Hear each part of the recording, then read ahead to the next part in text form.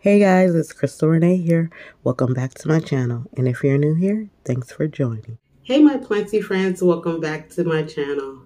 If you can please give this video a thumbs up and go ahead and click the bell so that you're notified whenever I post a new video. And if you're not yet a member, go ahead and subscribe. Now that that is out the way, let's get straight into the video. So as you see, today's video will be featuring my Monstera Albo Borsigiana. If you watched my last video where I created a solution that gets rid of spider mites, mealybugs, and aphids, then you would know that I had a project coming up with this particular plant.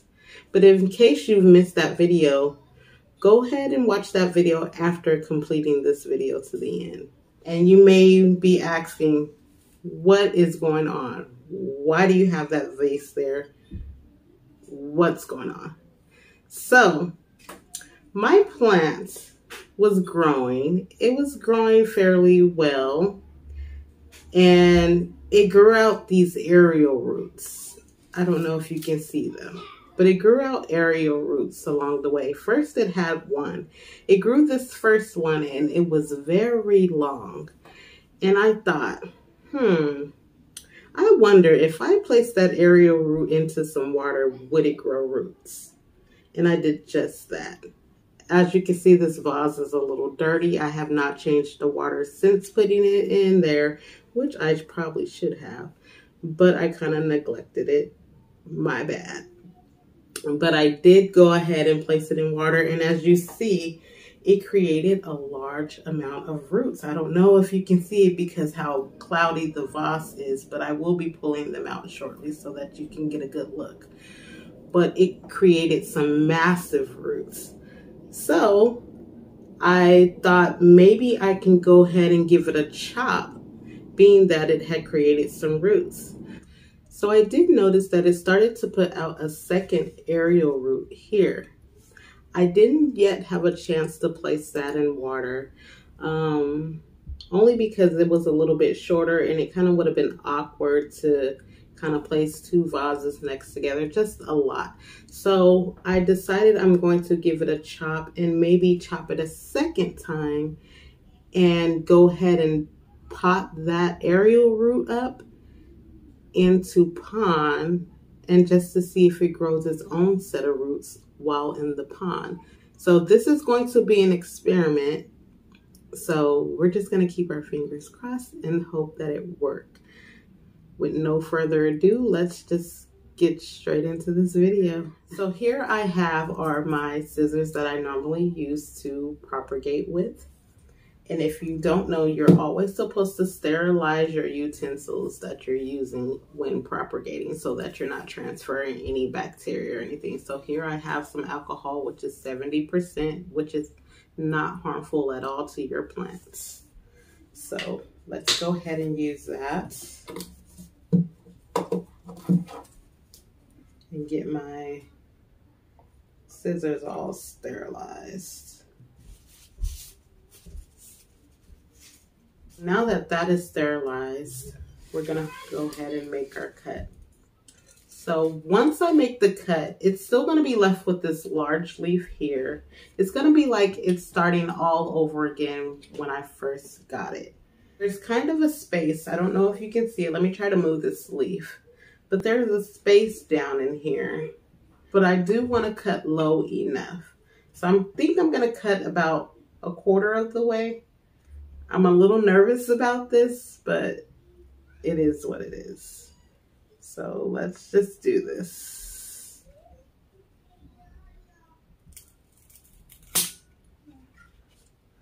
It's done. It is done.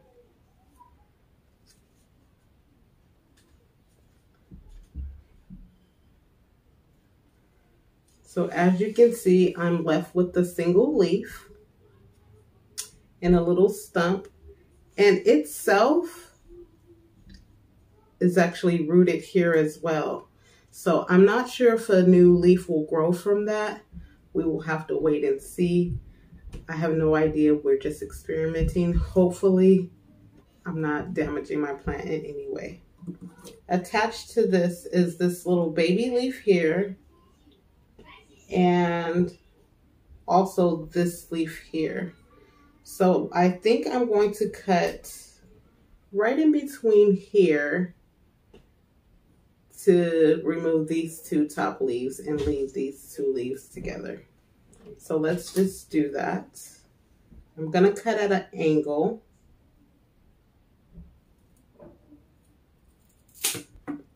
Whoa.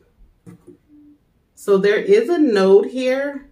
So hopefully it kind of branches out from there. So what I'm left with is these two leaves. This is a nice leaf actually. And this baby leaf here. So I'm gonna let that hang for a second while I gather the other leaf that fell to the floor. That leaves me with this two leafer here. So this is where the second aerial root was pushing out.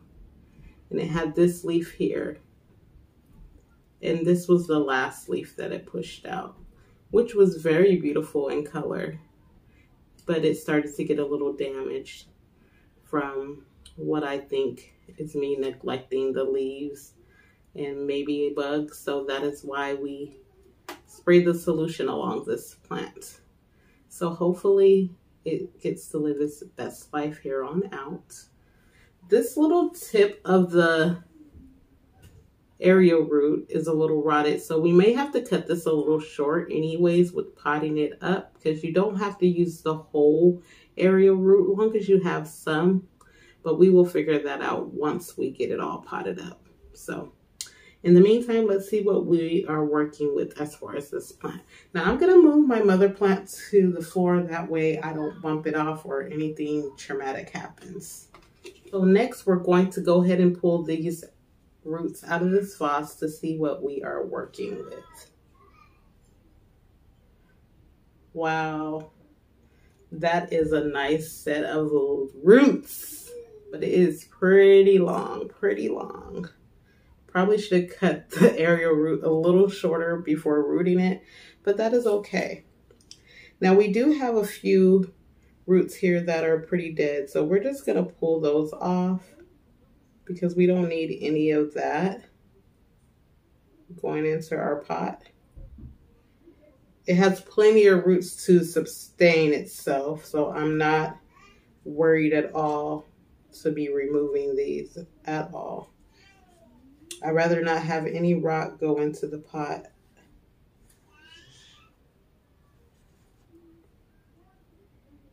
So all the rest looks pretty good.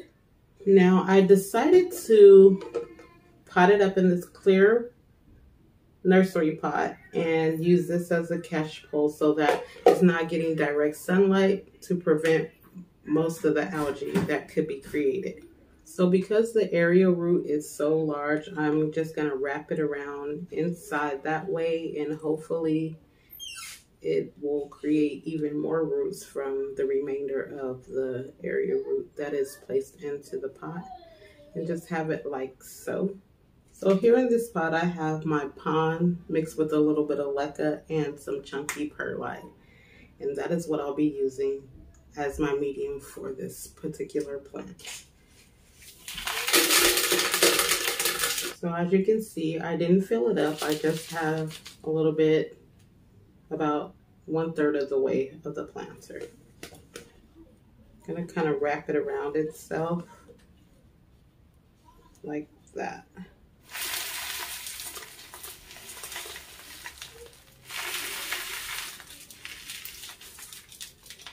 Now, as you can see, it's nicely potted up now.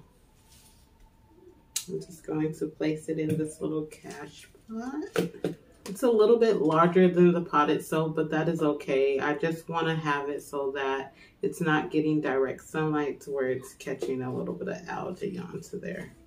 So I'm just going to place this to the side. We're going to move on to our next cutting that we remove from this plant. So I have another smaller 4-inch clear nursery pot that I'm going to use this cache pot for. And we're going to do the same thing with this cutting.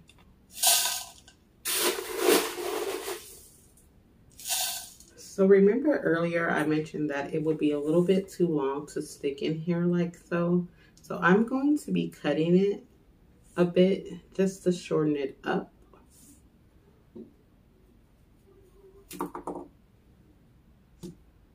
And I think that is long enough and it goes in perfectly.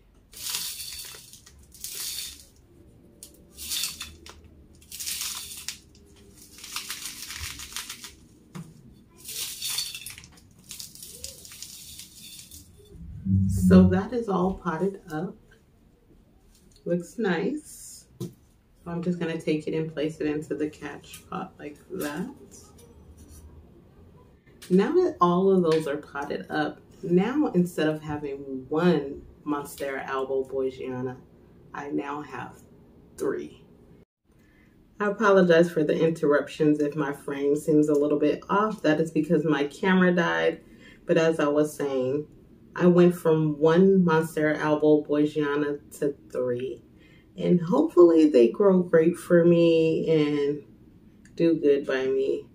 So I will be watering these. So you just want to water about 1/3 of the way.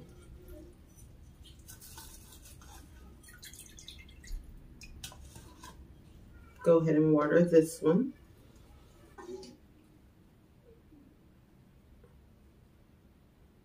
I've watered them each about 1/3 of the way, and hopefully we have some good progress with each of these plants.